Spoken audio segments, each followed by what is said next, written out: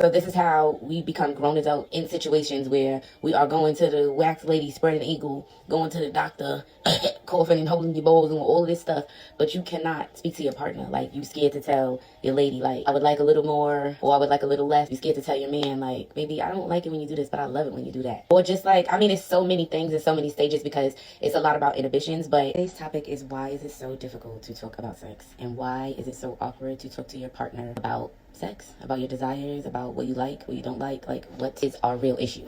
Same thing that I found, I guess, where the root of it all starts is at home. A lot of parents are not speaking to their kids about sex. A lot of our parents did not speak to us about sex. So that is our initial introduction or agreement. And a lot of kids, like when they do ask questions about it, it's like shunned, or like they're silenced, or they're told some type of fairy tale that, like, even to a kid probably don't even really make sense, but it just makes them learn, or it makes us learn, I should say, to not ask. Like, okay, I'm not asking mommy no more. I'm definitely not asking daddy. It was a survey done of 500 adults, parents from the U.S.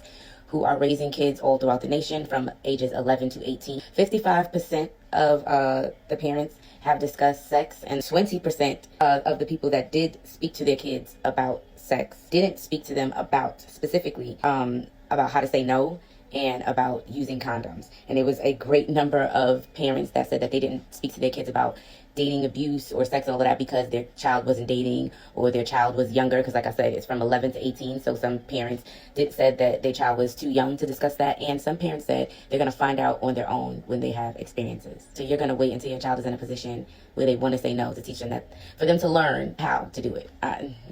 So that's at home. Then we go to school. So in school, they started to have mandated sexual education classes, and in those classes, what is preached, or what is I think it's like by the rate of 75%, how it's taught is taught from an abstinence point of view.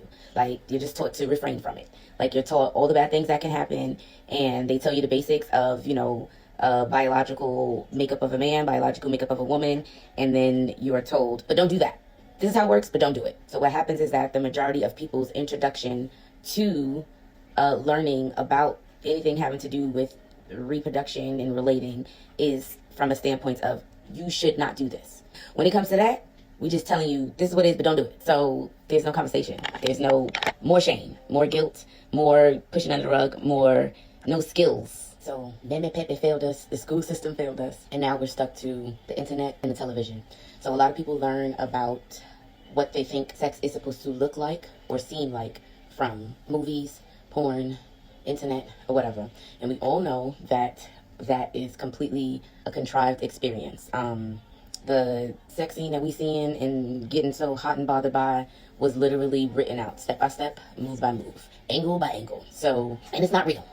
So we get a false sense of everything actually is, and we also feel like foolish almost to like think that our life is actually based on the things that we watch. But that's art imitates life or whatever, but it's really, really true, because we see intimate scenes in movies, and even the contrived whole porn industry, it gives us a false sense of what intimacy looks like, and it makes us believe that sex is supposed to be something that magically happens. He came in and then he swooped my shirt and all the buttons fell to the floor and to the right. I didn't step on one of them, and then I climbed up on the bed of the silk satin sheets, and I was suddenly able to hold my body up for 20 solid minutes. No, I'm just kidding. Okay? The point is that, like, it's not as pretty as they make it seem on television. It's beautiful, but it's not as pretty as they make it seem. Now that we're older and we're in relationships, it's unfortunate because the 3 teachers that we had all either significantly left us misinformed, and then like they left us uninformed, and then they misinformed us, and then they just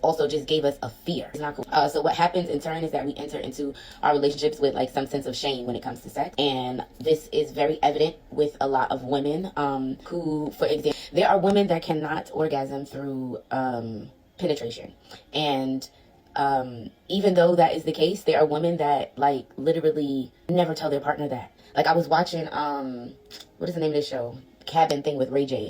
Something, I don't know. But I was watching it, and in the episode, it's actually the couple that ended up winning. The couple ended up sleeping together. And after, it showed them, like, after, like, all the people in the cast were kind of like, but please saying that she understood the girl had slept with him, or she did because how great their experience was together. And then when Ray J, I think it was during like a lie detector test, she was asked if she orgasmed when they had sex, and she said no, and she was telling the truth. But she went in that confessional and ranted and raved about the sexual experience. And when they like was discussing her answers, like just her body language and how she spoke about it and how she said it, it just like she was very unpleased. Then there was another young lady who had relations on the show with another guy, and like he, you hear him, because they got the audio. You hear him grunting and all this other stuff, and after she's like how unpleased she was. It's my responsibility and my duty to tell my daughter, you don't have to do anything that you don't like. You don't have to do anything that you are not enjoying. And if you started doing it and you thought you was enjoying it and then you realize that you're not, you can stop that. Like, and even if you're interested in the experience, but this part of it you don't like, you should be able to say, like, hold on, like, this don't feel good. This is not feeling good to me. Because the thing about it is, like, it's very unfortunate, but, like, as a woman, I mean, I could imagine a man too, but I think just the way that society is, it's very... Men are way more comfortable speaking about their sexual desires than women are, because society kind of praises and like encourages men to. But like, it is so important that you are constantly willing to advocate for yourself and to like speak your truth concerning your body. I don't care how long you've been knowing this person or what stage of the act you are in. You at all times, everybody should be enjoying themselves. And if at any time that you're not, you should say something. It just, I don't know if this is the right thing to say, but it like grieves my spirit, because it just makes me think about like, that could be the same thing for like, if something is hurting, and I don't care even if it's just a little bit. Why is anybody not enjoying their time? You best believe if you hurt that young man by something that you're doing, even if he asks you to do, he's going to let you know. So I don't know, but please, ladies, advocate for you and your kitty cat, because nobody else is going to. I'm not saying that you're not going to find a man that's going to care for you and show you the ropes. It'll be beautiful. But again, we're not talking about exceptions. We're talking about the rule. And the rule is that you speak up for you and you speak up for her. Okay? Don't wait till aftermath. Do it in the moment. Do it in the moment. Do it scared. That's how they say it. Do it scared. Like, I mean, just for your peace of mind, and just like, I don't know. It's so many things that can happen in this world and in life to like taint your sexual experiences. Don't let it be your resistance to saying something. I love to say something. I be saying stuff all the time. But and not to say that I understand. I'm not judging. I'm just saying, please, y'all, please. But yeah. So I don't know. I just think this topic is so interesting. But I don't know. I want to free myself, and I want to free y'all too. And I'm not saying like everybody get freaked out. That's not what I'm talking about. I'm more so speaking of speaking your truth and being honest, and instead of running away from a valuable person or a valuable situation, like seeing if there's any tools that you could have or maybe find out about to fix your situation. Because looking for perfection is not the answer. Working towards your ideal, or finding a partner that is willing to like both of y'all work towards what y'all want and y'all happiness, I think that is amazing. And that might require work. And it's okay if you have a willing partner. It could be fun. But we got to get out of our own way and out of our own head. So